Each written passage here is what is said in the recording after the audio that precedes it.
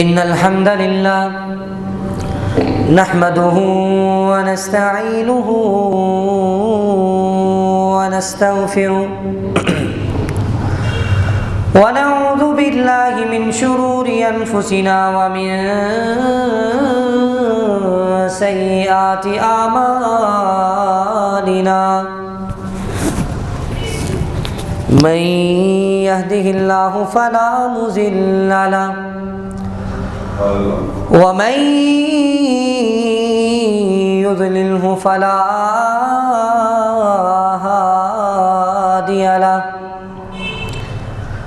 أشهد أن لا إله إلا الله وحده لا شريك له وأشهد أن محمدا عبده ورسوله اللهم صل على محمد وعلى آل محمد كما صليت على إبراهيم وعلى آل إبراهيم إنك حميد مجيد اللهم بارك على محمد وعلى آل محمد كما باركت على إبراهيم وعلى آل إبراهيم إنك حميد مجيد يا أيها الذين آمنوا اتقوا الله حق تقاته ولا تموتن إلا وأنتم مسلمون يا أيها الناس اتقوا ربكم الذي خلقكم من نفس واحدة وخلق منها زوجها وبث منهما رجالا كثيرا ونساء واتقوا الله الذي تساءلون به والأرحام إن الله كان عليكم رقيبا يا أيها الذين آمنوا اتقوا الله وقولوا قولا سديدا يصلح لكم أعمالكم ويغفر لكم ذنوبكم ومن يطع الله ورسوله فقد فاز فوزا عظيما أما بعد فإن خير الحديث كتاب الله وخير الهدي هدي محمد صلى الله عليه وسلم وشر الأمور محدثاتها وكل محدثة بدعة وكل بدعة ضلالة وكل ضلالة في النار أعوذ بالله السميع العليم من الشيطان الرجيم بسم الله الرحمن الرحيم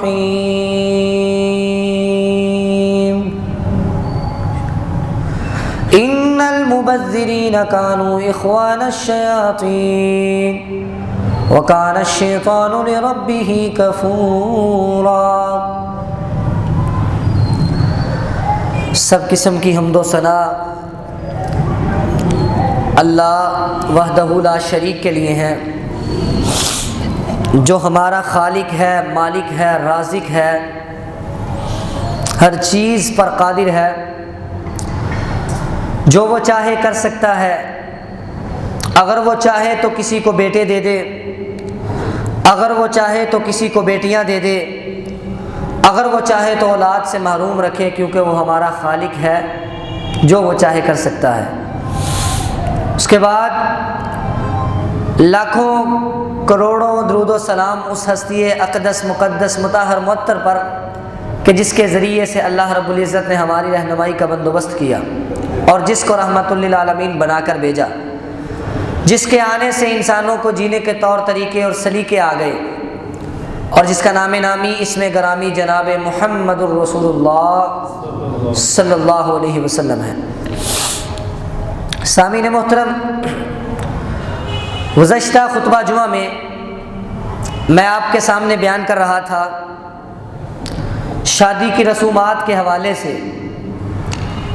کہ ہماری شادی، ہمارا نکاح، اس میں ہم نے اپنی طرف سے بہت سی ایسی رسمیں ایڈ کر دی ہیں، داخل کر دی ہیں جن کا شادی کے ساتھ کوئی تعلق نہیں ہے، اور جن رسموں کو ہم نے اپنے اوپر خود جو ہے وہ لادا ہے، اور جن رسموں کا بوجھ ہم نے خود اٹھایا ہے، جن رسموں کو ہم نے خود اپنے اوپر واجب کیا ہے، ان میں سے ایک رسم جس کا میں نے آپ کے سامنے ذکر کیا تھا وہ تھی جہیز۔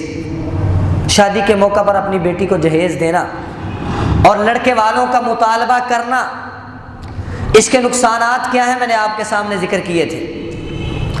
اور اس کے علاوہ بھی شادی کے اندر بے شمار ایسی رسمیں منائی جاتی ہیں اور ایسے کام کیے جاتے ہیں جن کا دین اسلام کے ساتھ کوئی تعلق نہیں ہے۔ آج آپ دیکھیں ہماری شادیاں زیادہ دیر تک نہیں چلتی، ہمارے نکاح زیادہ دیر تک نہیں چلتے، شادی ابھی ہوئی نہیں، لڑائیاں اور جھگڑے شروع ہو جاتے ہیں، چند دن گزرتے ہیں، میاں بیوی میں اختلافات ہی بہت ہیں، اتفاق ہی پیدا نہیں ہوتا۔ وجہ کیا ہے؟ ہم نے جب نکاح کیا، جب شادی کی، جب اس معاملے کا اور اس زندگی کا، اس ازدواجی زندگی کا جب اس کا آغاز تھا، جب اس کی ابتدا ہوئی، تو ہم نے ابتدا میں ہی آقا علیہ الصلوۃ والسلام اور شریعت کی خلاف ورزی کی اور نافرمانی کی۔ اس کی وجہ سے ہمارے نکاحوں میں، ہماری شادیوں میں بے برکتی پیدا ہوگی۔ ہم نے پہلے دن سے ہی جب غلط کام کیا تو پھر اس کا انجام، اس کی انتہا بھی غلط ہوگی۔ جب ہم آغاز میں ہی، ابتدا میں ہی سنت رسول کے مطابق اور کم خرچے کے ساتھ اور فضول خرچی سے بچتے ہوئے اور ہندوانہ رسموں سے پرہیز کرتے ہوئے اور اپنے آپ کو شریعت کی خلاف ورزی سے بجاتے ہوئے اپنے نکاحوں کو بجا لائیں گے، اپنی شادیوں کو طے کریں گے، تو انشاءاللہ ہماری شادیوں میں بھی برکتیں آئیں گی، ہمارے رشتوں میں بھی پیار اور محبت آئے گی۔ جب ہم نے آغاز میں ہی وہ کام کیا جو رسول اللہ کے مخالف ہے تو پھر ہمارا انجام بھی برا ہوگا۔ آغاز اگر اچھا ہو تو پھر انجام بھی اچھا ہوتا ہے۔ ہم نے آغاز ہی غلط کیا۔ جو انسان بوتا ہے وہی کاٹتا ہے۔ اگر انسان سیب کے درخت کا پودا لگائے گا تو جب وہ پودا بڑا ہوگا اس پہ سیب اگیں گے، اور اگر انسان کیکر کے درخت کا پودا لگائے اور تمنا کرے کہ جب یہ پودا بڑا ہوگا اس پہ سیب اگیں گے تو یہ بالکل انسان کی بے وقوفی ہے کہ انسان اس طرح کی تمنا کرے۔ جب آپ نے آغاز ہی غلط کیا، جب آپ نے اپنی شادی کی ابتدا کی تو ہر وہ کام کیا جو شریعت کے خلاف تھا، اور آپ کیسے امید کر سکتے ہیں کہ پھر آپ کی شادی انتہا تک، انجام تک بالکل صحیح طریقے سے جائے؟ شادی کے اندر ایک رسم حنا، جسے ہم مہندی کا نام دیتے ہیں، شادی سے ایک دن پہلے، اس کا شریعت کے ساتھ، اسلام کے ساتھ، مسلمانوں کے ساتھ کوئی تعلق نہیں۔ یہ رسم ہے ہی نہیں اسلام میں۔ ہمارے ہاں آج اگر مہندی نہ منائی جائے تو لوگ کہتے ہیں پتہ نہیں شادی، انہوں نے شادی کی ہے، انہوں نے تو جنازہ نکالا۔ لوگ مذاق کرتے ہیں، کہتے ہیں شادی ہے ان کی، ان کے گھر تو ایسے لگتا ہے جیسے کوئی فوت ہو گیا، لوگ اکٹھے ہوئے ہیں، نہ کوئی بینڈ باجا، نہ کوئی ڈھول ڈمکا، اور نہ کوئی آتش بازی، اور نہ ناچ گانا۔ آج لوگ یہ جو مسلمانوں میں یہ جو رسمیں آئی ہیں، جو ناچ گانا آیا ہے، جو فضول خرچی آئی ہے، جس کا اسلام کے ساتھ کوئی تعلق نہیں، آج اگر کوئی مسلمان ان سے پرہیز کرے، ان سے بچے، تو دوسرے مسلمان ہی اس مسلمان کو تانا دیتے ہیں، مسلمان ہی تانا دیتے ہیں، فلاں نے شادی کی، اس نے تو ڈھول والے کو نہیں بلایا۔ اب یہ مسلمان تانا دے رہا ہے، جس مسلمان کو اتنا نہیں پتا کہ ڈھول کے بارے میں قرآن و حدیث میں کیا حکم ہے، جس مسلمان کو اتنا بھی نہیں پتا کہ موسیقی کے بارے میں رسول اللہ کا کیا فرمان ہے۔ جیسے جیسے وحی کا زمانہ، رسول اللہ کا زمانہ ہم سے دور ہوتا جا رہا ہے نا، ویسے ویسے دینی تعلیم سے بھی انسان دور ہوتا جا رہا ہے۔ جیسے جیسے فاصلہ بڑھ رہا ہے نا، ویسے ویسے جہالت زیادہ آ رہی ہے۔ رسول اللہ نے فرمایا تھا خیر القرون قرنی، بہترین زمانہ میرا زمانہ ہے۔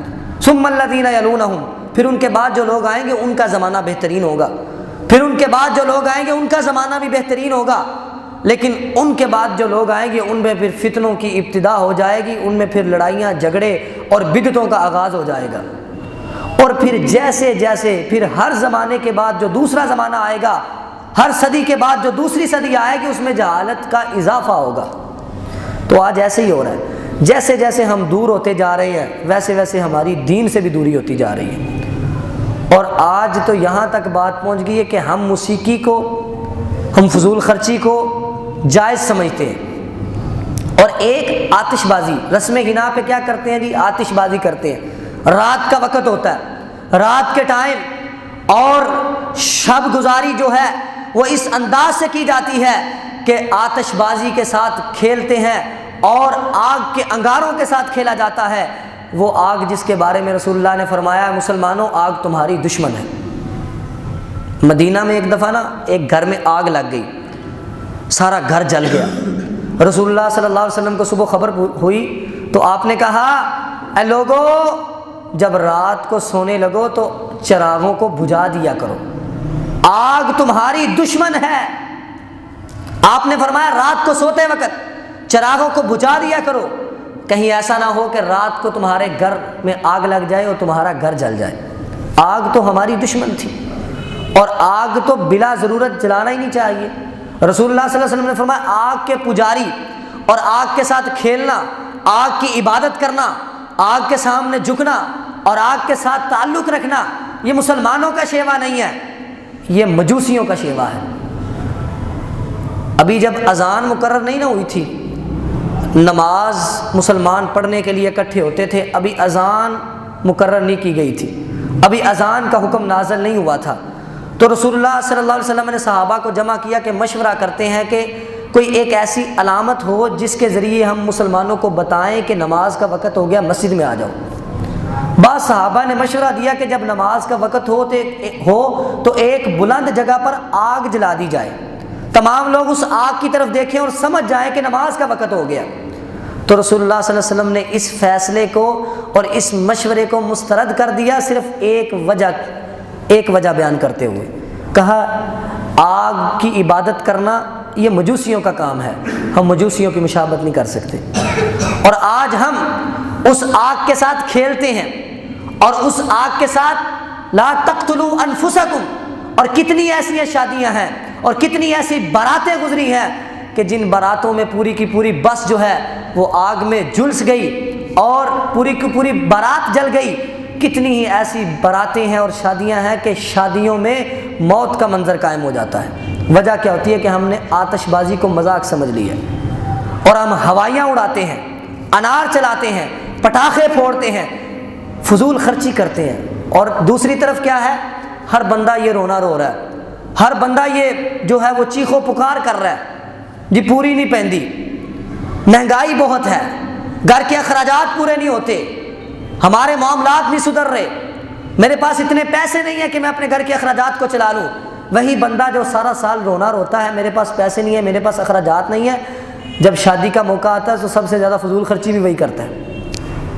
حالانکہ اسلام تو کہتے ہیں ان المبذرین کانوا اخوان الشیاطین، فضول خرچی کرنے والے شیطان کے بھائی ہیں، فضول خرچی کرنے والوں کو شیطان کا بھائی قرار دیا گیا ہے، وہ اس وجہ سے کہ شیطان جو ہے وہ اللہ کی ناشکری کرتا ہے۔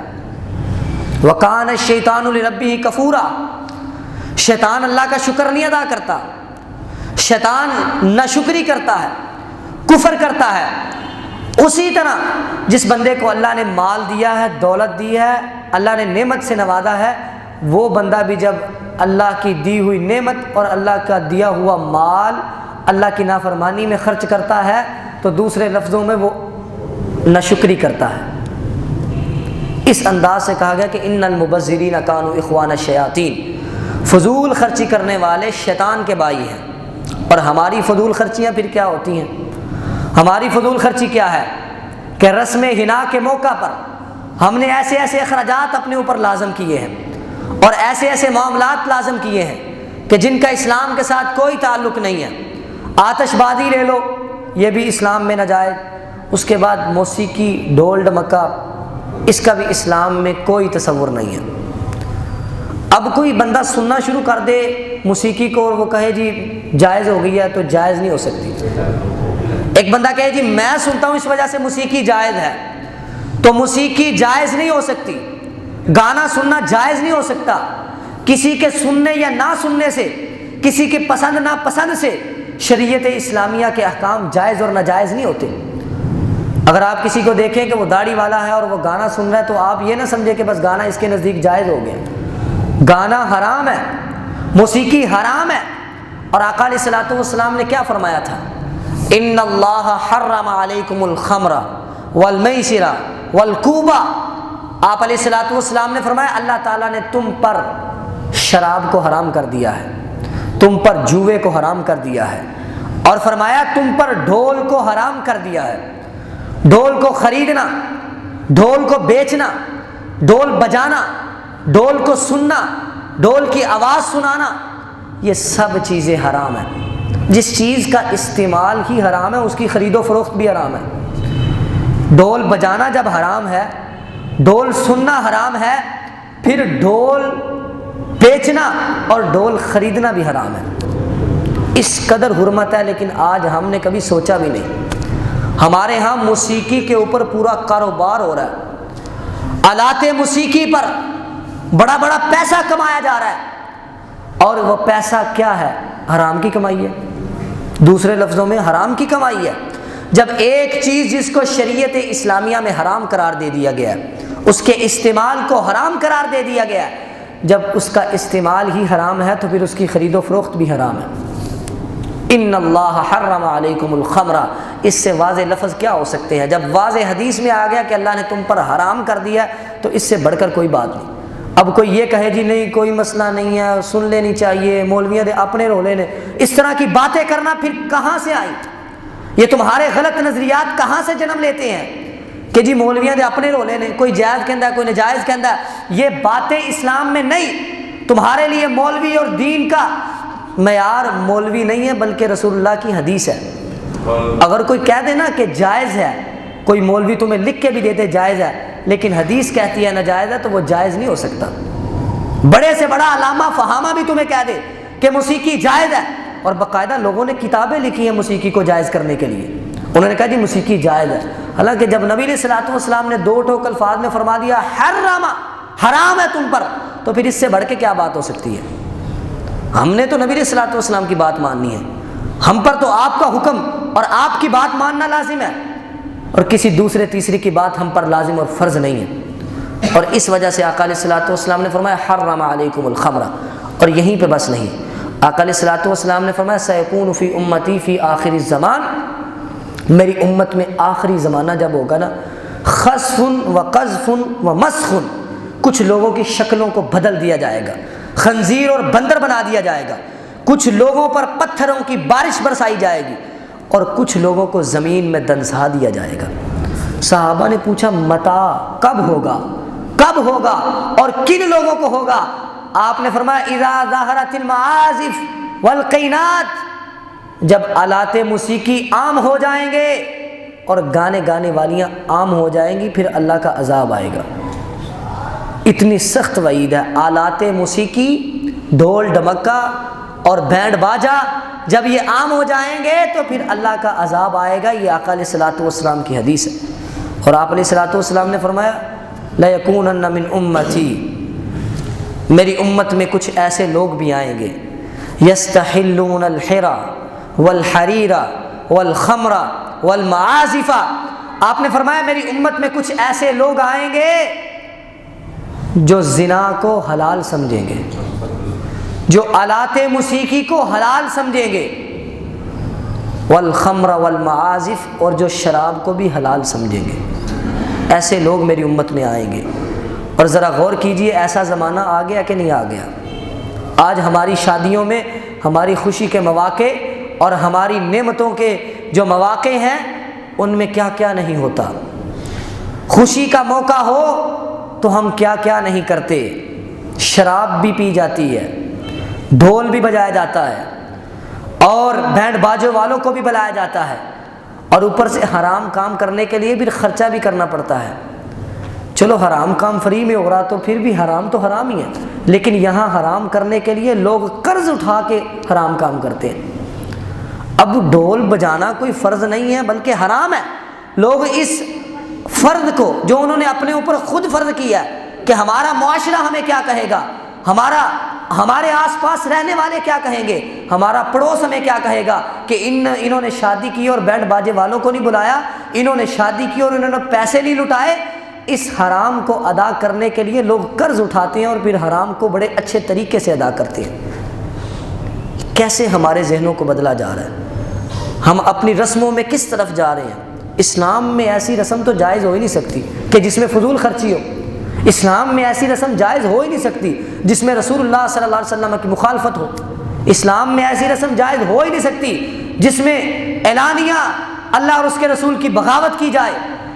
اور آقا علیہ الصلوۃ والسلام نے تو موسیقی کے بارے میں اتنے سخت الفاظ کہے۔ آپ نے تو آج کل تو بڑے بڑے موسیقی کے آلات نکل آئے ہیں کہ جن کی دھن اور جن کی آواز دور دراز تک جاتی ہے۔ آقا علیہ الصلوۃ والسلام نے تو ایک گھنٹی جو ہوتی ہے نا چھوٹی سی، جو جانور کے گلے میں لٹکائی جاتی ہے، آپ کو تو وہ بھی برداشت نہیں تھی۔ آپ نے تو وہ بھی کہا تھا، بدر والے دن اعلان کر دیا اپنے اونٹوں کے گلوں سے یہ گھنٹیوں کو توڑ دو، یہ شیطان کی آواز ہے۔ آپ نے فرمایا الجرس مزامیر الشیطان، گھنٹی کی آواز یہ شیطان کی آواز ہے۔ گھنٹی کا گونجنا کتنی آواز ہوتی ہے اس گھنٹی کی، جانور چلتا ہے تھوڑی تھوڑی آواز آتی ہے، بالکل معمولی سی آواز آتی ہے گھنٹی کی، آپ نے وہ بھی اتروا دی۔ کہا رسیوں کو کاٹ دو، گھنٹیوں کو پھینک دو، یہ شیطان کی آواز ہے۔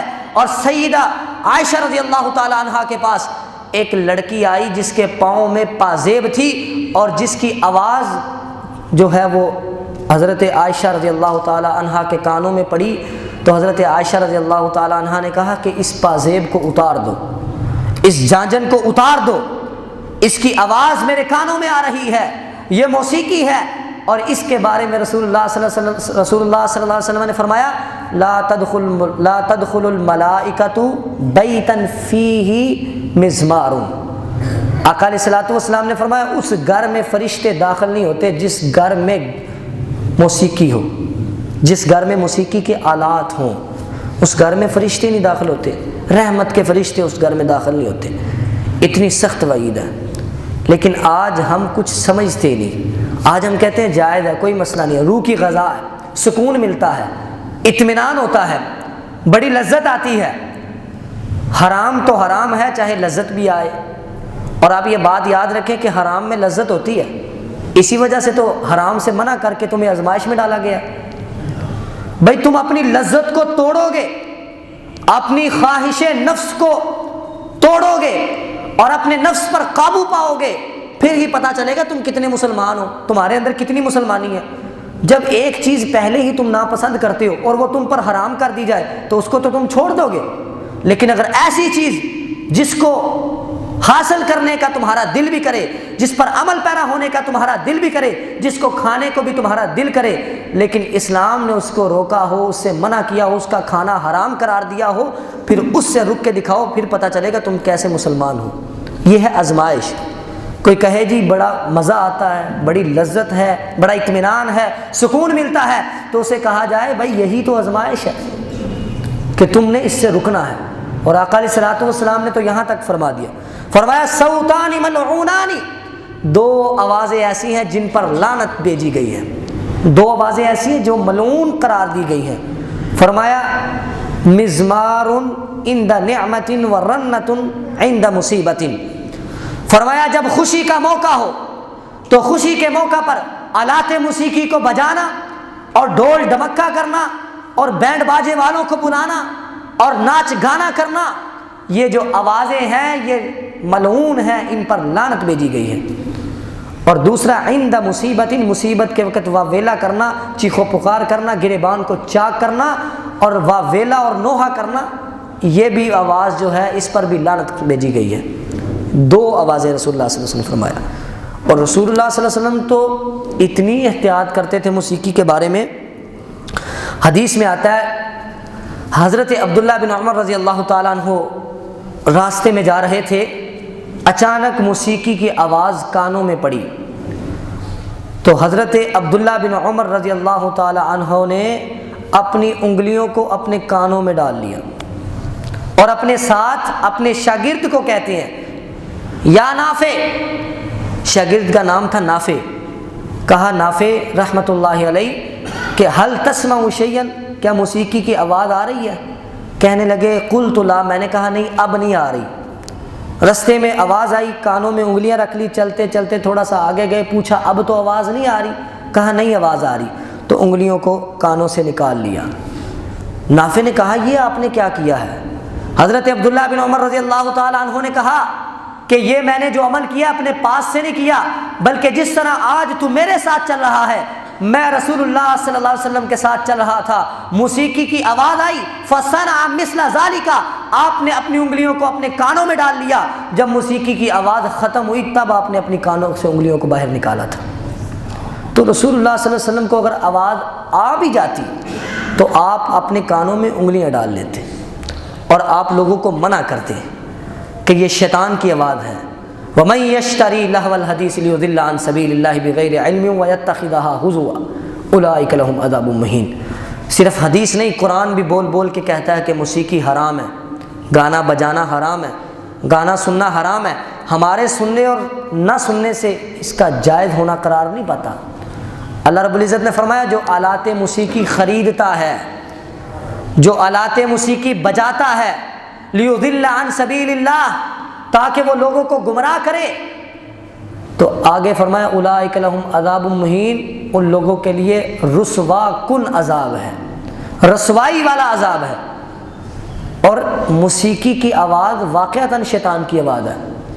اللہ رب العزت نے فرمایا تھا نا شیطان کو وَاسْتَفْزِزْ مَنِ اسْتَطَعْتَ مِنْهُمْ بِصَوْتِكَ، جب شیطان نے سجدے سے انکار کر دیا اور رب کا اور شیطان کا جب مکالمہ ہوا تو اللہ رب العزت نے یہ بھی کہا تھا جا چلا جا، جس کو تو اپنی آواز سے بہکا سکتا ہے بہکا لے، میرے بندے تیری آواز سے نہیں بہک سکیں گے۔ یہ شیطان کی آواز ہے، موسیقی کو شیطان کی آواز کہا گیا ہے۔ شیطان اپنی اس آواز کے ذریعے سے اللہ کے بندوں کو، مخلصین کو بہکاتا ہے۔ اور آخری بات کر کے اپنی بات کو ختم کرتا ہوں، وقت ہو گیا، کہ آقا علیہ الصلوۃ والسلام نے تو اس سے منع کیا۔ آج ہم کہتے ہیں کہ روح کی غذا ہے، ہمیں قرآن کے اندر روح کی غذا نہیں ملتی۔ قرآن اللہ نے نازل کیا ہے، ذکر اللہ نے نازل کیا ہے، اذکار اللہ نے نازل کیے ہیں۔ اللہ رب العزت نے فرمایا الذین آمنوا وتطمئن قلوبهم بذکر اللہ۔ یاد رکھو، اگر تم یہ سوچو کہ اللہ کے ذکر میں تمہارے دلوں کو اطمینان نہیں ملتا، تمہیں سکون نہیں ملتا، اور موسیقی میں تمہیں سکون ملتا ہے، تو تمہارا ایمان بگڑ چکا ہے، تمہارا ایمان متزلزل ہو چکا ہے۔ تم اپنا ایمان جو ہے وہ ذرا درست کرو، ایمان کو لیول پہ لے کے آؤ۔ تم نے جب یہ سوچا کہ قرآن سے تو مجھے سکون ہی ملتا، موسیقی سے سکون ملتا ہے، حالانکہ در حقیقت قرآن سے سکون ان کو ملتا ہے جو ایمان والے ہوتے ہیں، اور موسیقی سے سکون ان کو ملتا ہے جو بے ایمان ہوتے ہیں۔ الذین آمنوا وتطمئن قلوبهم بذکر اللہ، ایمان والوں کے دل تو مطمئن ہو جاتے ہیں، لیکن جو بے ایمان ہوتے ہیں، جن میں ابھی ایمان راسخ نہیں ہوتا، ابھی تک ایمان ان کے دلوں میں پختگی کو اختیار نہیں کر چکا ہوتا، پھر ان کے دل اس سے لذت حاصل کرتے ہیں، موسیقی سے سکون حاصل کرتے ہیں۔ اور آقا علیہ الصلوۃ والسلام کا فرمان یہ ہے، آج ہم یہ کہیں کہ ہمیں لذت حاصل ہوتی ہے، تو یہ بات یاد رکھو کہ ہم بھی مان لیتے ہیں چند منٹ کے لیے، چند لمحوں کے لیے، کہ موسیقی روح کی غذا ہے۔ اگر کوئی کہتا ہے نا کہ گانا سننا روح کی غذا ہے، سکون ملتا ہے، ہم بھی چند منٹ کے لیے مانتے تھے، چند لمحوں کے لیے ہم بھی مان لیتے ہیں، لیکن ہم صرف مانتے نہیں ہیں بلکہ اس کی وضاحت بھی کرنا چاہتے ہیں کہ موسیقی روح کی غذا ہے، ہوگی، لیکن یاد رکھو یہ اس روح کی غذا ہے جو روح گندی ہے، لیکن اس روح کی غذا جو روح صاف ہے، موسیقی اس کی غذا نہیں، اس کی غذا اللہ کا ذکر اور اللہ کا قرآن ہے۔ جو روح صاف ہے اس کو قرآن سے سکون ملے گا، اور جس روح میں گندگی ہے، جس روح کا تزکیہ ہونے والا ہے، جس روح کی صفائی ہونے والی ہے، اس کی غذا گانا ہے۔ تو بات یہیں پہ ختم ہوتی ہے کہ آج ہم نے اپنی رسموں میں کیسے کیسے افعال اور کیسے کیسے معاملات اور کیسی کیسی اپنی جو ہے وہ خوشی کے مواقع پہ ہم نے کیسے کیسے کام نکال لیے ہیں، کیسی کیسی رسمیں نکالنی ہیں کہ جن کا اسلام کے ساتھ کوئی تعلق نہیں. اپنے اوپر لازم کر کے پھر ہم کہتے ہیں جی مہنگائی بہت ہے، شادیاں کرنی مشکل ہو گئی ہیں، شادی کیسے کریں؟ ایک ایک شادی پہ 10-10 لاکھ خرچ کرتے ہیں. لیکن رسول اللہ کے زمانہ میں نے پہلے بھی آپ کو واقعہ سنایا کہ ایک لوہے کی انگوٹھی بھی نہیں تھی صحابی کے پاس، صرف قرآن زبانی چند صورتیں یاد تھی. اللہ کے رسول نے نکاح پڑھا دیا اور شادی کر دی. خرچہ ہوا؟ کوئی خرچہ نہیں ہوا. صرف ولیمہ کرنا، ولیمے کے موقع پر کھانا کھلانا، یہ اسلام میں مستحب قرار دیا گیا ہے، اس کو لازم قرار دیا گیا ہے کہ ولیمہ کرو، مسلمانوں کو شریک کرو، اپنی خوشی میں شریک کرو، کھانا کھلاؤ، غریبوں کو بھی بلاؤ، امیروں کو بھی بلاؤ. لیکن آج ہم نے بیسیوں ادھر ادھر سے پکڑ کے کچھ ہندوؤں سے لی، کچھ عیسائیوں سے لی، کچھ یہودیوں سے لی، کچھ کافروں اور مشرکوں سے لی، تمام اکٹھی کر کے اپنے سامنے رکھ کے کہا جی یہ ہماری رسمیں ہم نے منانی، اگر نہ منائی تو ہماری شادی نہیں ہوگی. تو اللہ سے دعا کرتا ہوں کہ اللہ تعالی ہمیں اپنی شادیوں کی اور اپنی رسموں کی اصلاح کرنے کی توفیق عطا فرمائے. اللہ تعالی ہمیں کتاب و سنت پر عمل کرنے کی توفیق عطا فرمائے. وما علیہ الا البلاغ المبین.